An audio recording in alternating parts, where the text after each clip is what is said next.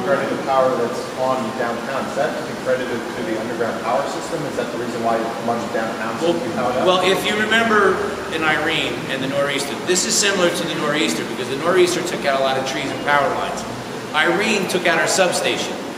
We did not lose our substation, so we have pockets of power all over town. Our downtown, our hospitals on full power, our senior buildings, some neighborhoods are in full power.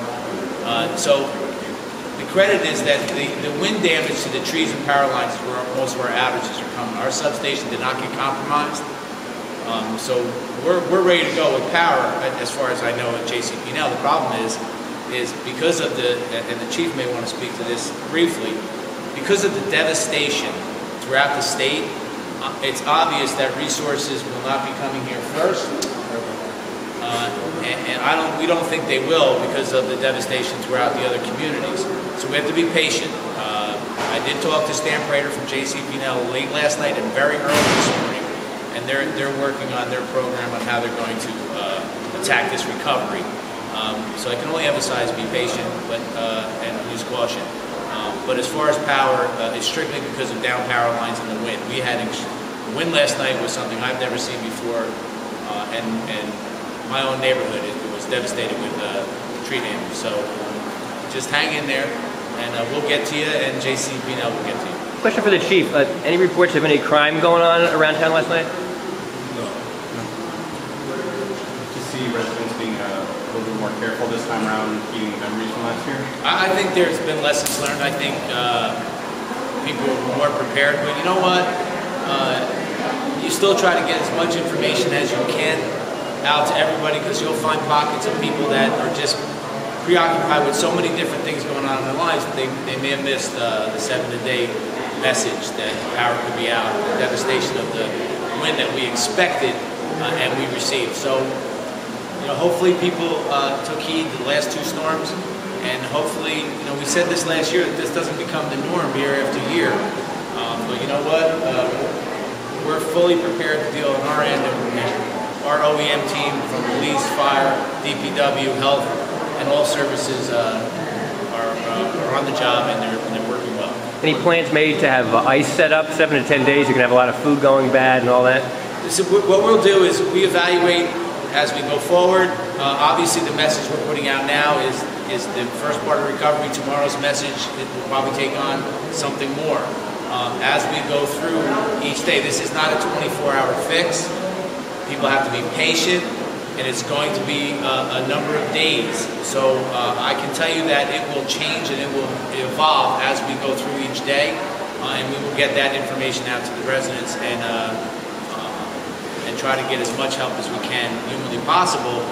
But our services, our government services are stretched to the limit right now, just dealing with what we're dealing with the disaster that just hit. Our neighbors in Morris Plains and Morris Township are in very bad shape. Is there anything that we can do to help them? You know what? All our departments, our police, fire, DPW, health, are maxed out. So we're dealing with all the issues we have here.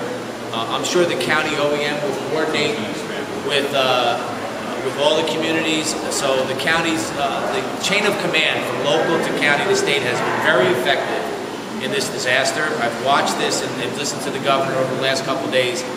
So the county, if they're having problems in Morris Plains, I'm sure the county knows about it. We're informing the county on a regular basis what's going on here, as they are to them. So they'll coordinate if they need our help. I'm sure the county will reach out and let us know.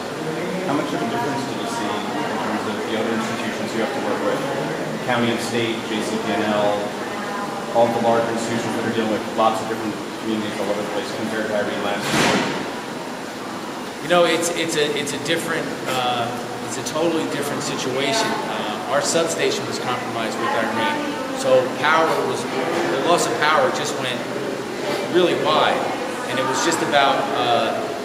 We had power lines down, but it was mostly the main power substation. This is something that is, I don't think we've ever seen.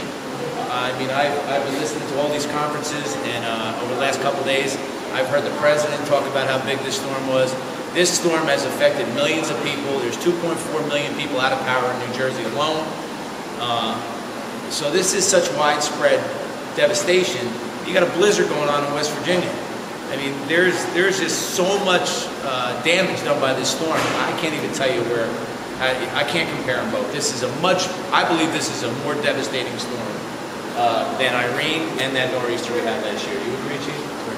Would you say that on a broad sense? Because for a lot of people, that substation going down, and Martin Luther King turning into a river and all that, locally it seemed like Morristown and this area got hit a lot harder than New York, which seemed to have been unprepared because last year wasn't as bad.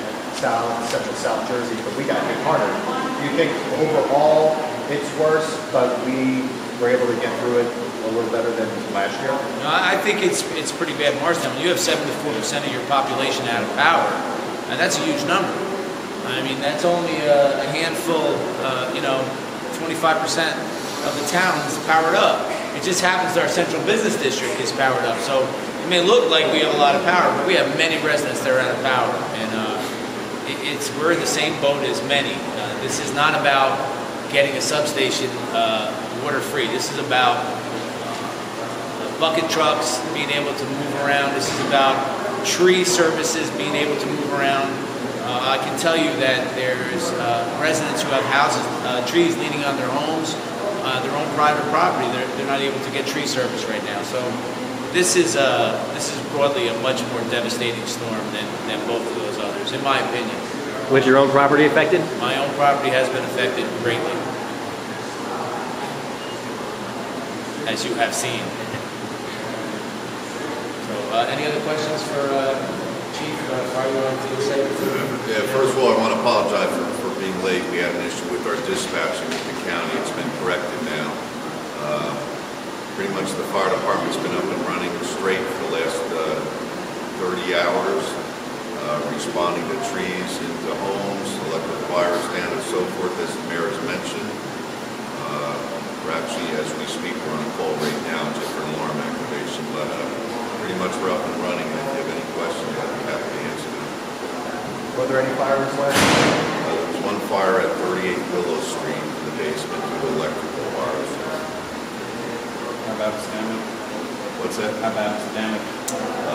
The floor joist on the first floor for charge. But no injuries. They've said no injuries. There's no reported injuries from anything. No injuries. Residents went to family because actually it started from a tree falling into his house, but they've been relocated to family. Chief, there were reports all across the state about these blue lights going off as transformers were sparking out. Do we have any issues like that here? Anybody? Multiple transformers all night long, and it looks like lightning in the sky, but that's what we saw. No.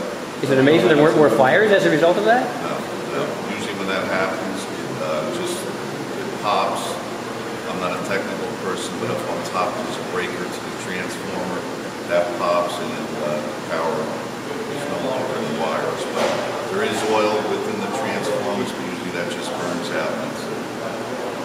Like I said before, JCP&L, all the electrical and utility companies have their hands full with this storm. It's hard hit throughout the state, and you all have seen the videos, and you've all read the stories from Atlantic City, Cape May, up throughout the low-lying areas of Manhattan and Jersey City, Hoboken, and now Little Falls, Moonachie. So many communities are having such difficult problems, and although we may be 74% out, a lot of our surrounding communities are 100% out. So we fared a little bit better, but in the end, we're only able to do so much. But our team is organized. We're prepared. We're on the street. We're all working together, coordinated. Police, fire, DPW, health, housing. We're all coordinated together. So the OEM team is doing a great job. All the municipal workers of this town are out there doing their job, and they're doing it well, and I'm proud to be there. Chief, do you have an estimate of how many incidences you have of live wires down around town? Live wires, multiple all throughout town. Right now, off the top of my head, I could give you exact numbers. Live, I don't know if it's live. I know there's a lot of wires down, a lot of them may be dead too, but I'm going to just emphasize this again. Down wire is dangerous wire. Use caution and common sense. Stay away from wires. I think that's it. Thank you very much. Thank you. We'll talk to you later.